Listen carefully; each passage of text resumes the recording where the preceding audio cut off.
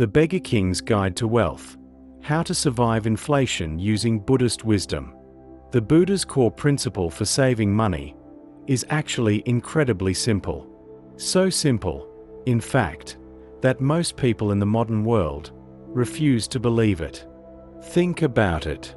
In an era of crippling inflation, high cost of living, and constant financial anxiety, we are taught that wealth is a complex equation. We are told we need to understand crypto, analyze stock charts, use leverage, and buy expensive courses from internet gurus just to survive. But what if I told you that one of the most brilliant minds in human history, a man who was born a crown prince, inherited a literal empire, but walked away with nothing but a clay begging bowl, left behind the ultimate financial playbook? A playbook that modern banks and credit card companies really do not want you to know. Because the Buddha taught that surviving poverty begins with the most frustratingly obvious rule in human existence: make your income greater than your expenses. It sounds like a joke, right? Like advice for a kindergartner. But trust me, beneath this painfully simple sentence lies a profound psychological Trojan horse. In this video, we are going to decode the direct teachings of the Buddha, step inside your brain's dopamine receptors, and reveal the exact financial protocol that can pull you out of the debt matrix and into true freedom, starting right now. First, we need to completely wipe away a massive global misunderstanding. Most people believe Buddhism teaches you to be poor. We think wanting money is a sin, and to be spiritual, you must be broke. But historically, that is completely false. During his life, the Buddha acted as a sort of financial advisor to the mega-billionaires of his era, like the great merchant Anathapindika. The Buddha did not tell everyday people to throw their money away. He taught the principle of Samajivita, which translates to balanced living. He gave a brilliant analogy. He said people who spend money recklessly are like fig eaters. Instead of climbing the tree to pick a few figs to eat, they violently shake the whole tree until all the fruit falls to the ground. They eat 2 or 3 and let the rest rot. This is exactly what we do when we get our paycheck, blow it on a luxury dinner and impulsive online shopping, and end up eating instant noodles by the end of the month. But at the same time, the Buddha warned against extreme hoarding. He said a rich person who refuses to spend money, living in misery just to watch their bank account grow, is like a starving man dying of thirst next to a fresh spring. The question is, if we know we are supposed to walk this middle way, why is it so incredibly hard to stop ourselves from doom spending? The answer to that is sitting right inside your skull. What the Buddha called tanha, or craving, modern neuroscientists call dopamine. In today's capitalist machine, global tech companies do not just sell you things. They hire the best psychologists on earth to design apps that hack your brain. When you scroll through your feed and see a friend vacationing in Europe, or an influencer holding a designer bag, your brain engages in social comparison. It creates a subconscious feeling of scarcity and insecurity. The only way your brain knows how to extinguish that anxiety? Hitting the Add to Cart button. The second your face scans to confirm payment, dopamine floods your system. You feel powerful. You feel whole. But that chemical hit only lasts a few minutes.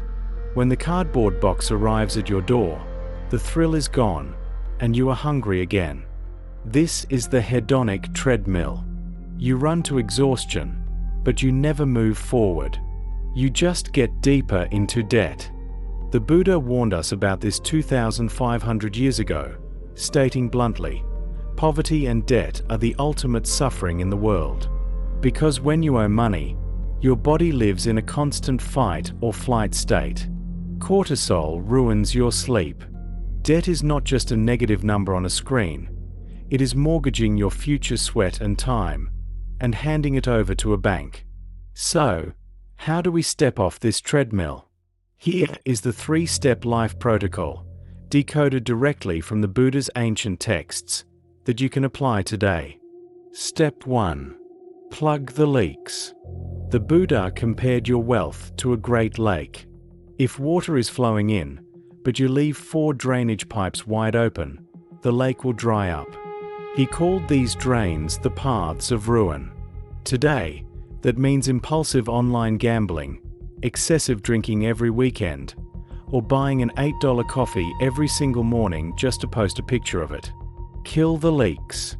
Cut the ego spending. Step 2. The 4-part budget.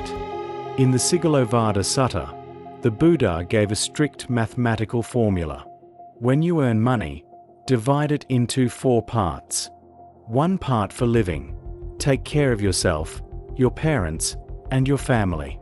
Enjoy basic comforts. Do not starve yourself. 2 parts for business and growth. Invest it. Buy a course. Learn a new skill. Start a side hustle. Make your money work. 1 part for emergencies. Hide it away. The Buddha explicitly said to keep this for unexpected disasters. In a volatile economy, cash is your armor. Step 3. The 4 mantras of wealth. Earn. Master a skill so deeply that you become irreplaceable. Protect. Guard your wealth. Do not fall for crypto scams or get-rich-quick schemes. Good friends. Cut off friends whose only hobby is dragging you to expensive bars or convincing you to max out your cards. Balanced life. Ensure that your income always covers your expenses. The theory sounds easy, but living it requires tearing down your own ego. Let me tell you about Chloe. Chloe is 28. She drives a brand new car, drinks artisanal matcha, and checks into luxury boutique hotels. On Instagram, her life is flawless. But behind the screen, Chloe has 4 maxed out credit cards. She has been paying the bare minimum for 2 years. And then, the recession hits. Her company downsizes, and she is laid off without warning. That night, sitting on an expensive leather sofa she has not finished paying for, in a luxury apartment she can no longer afford, Chloe cries until her chest goes numb. The walls feel like they are crushing her. This is the taste of what the Buddha meant by debt is the ultimate suffering. In her darkest moment, Chloe stumbles upon the concept of Samajivita, or balanced living. She realizes a painful truth. She has not been buying products. She has been buying the approval of strangers. Chloe makes a radical choice. She sells the car to pay off a massive chunk of debt. She moves into a tiny, basic studio apartment. She swallows her pride and tells her friends, "I'm broke right now. I cannot go to that fancy dinner." The first 6 months are agonizing for her ego. But as she brutally cuts her leaks and ensures her income is greater than her expenses, a light appears. 3 years later, Chloe transfers the final payment to close her last credit card. The moment her phone screen refreshes and says balance, $0, Chloe closes her eyes and takes the deepest breath she has taken in years. A profound, weightless relief spreads through her entire body. The Buddha called this Ananda Sukha, the supreme joy of debtlessness. It is a bliss that $1 million cannot buy, because it is the freedom of your very soul. It's a dark comedy, really. If aliens came down and observed us today, they would assume our global religion is the worship of the algorithm. Work exhausted you all week? Treat yourself.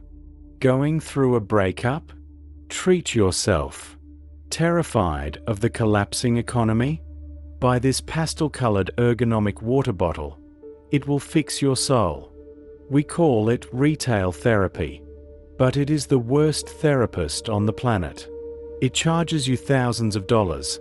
It never actually listens to your problems, and it leaves you with a closet full of expensive garbage. We work jobs we hate, to buy things we do not need, to impress people we do not even like. This is not treating yourself. It is slowly poisoning yourself. As long as you do not master the middle way, you are just a well-dressed hamster, spinning the wheel to keep the capitalist machine running. If you follow these steps, you will save money. You will survive the economy. But the Buddha's teachings go one step further, to the ultimate truth.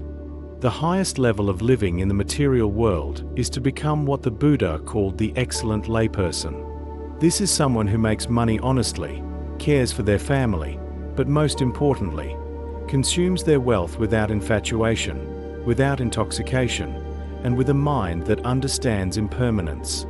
You must deeply understand that you are not the number in your bank account. Your net worth is not your self-worth. The Buddha taught us to view wealth as a raft. You must build a strong raft, earn money, save it, invest it, to cross the dangerous, turbulent river of poverty. But once you reach the shore of security and peace, you do not pick up the heavy wooden raft and carry it on your head. The economy might crash. Inflation might rise. That is the storm of the world. But if you understand this truth, you will earn money joyfully. And if you lose it tomorrow, you will simply smile, say it is what it is, and use your sharp mind to build it back. That is true financial independence. Right now, whether you are listening to this on a crowded subway, sitting in traffic, or staring at a pile of bills on your desk, I want you to gently close your eyes for a moment. Take a deep breath in, and let a long breath out. Put down the anxiety of numbers for just a second. The global economy, interest rates, inflation, those are storms raging outside your window. You cannot control them. But what you can control is the quiet lake inside your mind. Whatever leaks are draining your life right now, close them. Whatever heavy desires are eating at your peace, put them down. Remember the simplest truth. Make your income greater than your expenses. You do not need to be a billionaire to be happy. You just need to stop being a prisoner to craving. When you walk the middle way, you will find that even in the middle of a chaotic economic storm, the safest, richest place on earth is right inside your own mind. If this story helped lift a heavy weight off your chest today, please gently tap the like button, subscribe, and share this video with someone you love who might be carrying the heavy burden of financial stress. Let them know there is always a way out. Question of the day: what is one beautiful thing in your life right now that makes you incredibly happy and costs absolutely nothing? Let me know in the comments below. Until next time, walk gently, and may you find the supreme peace of a debt-free mind.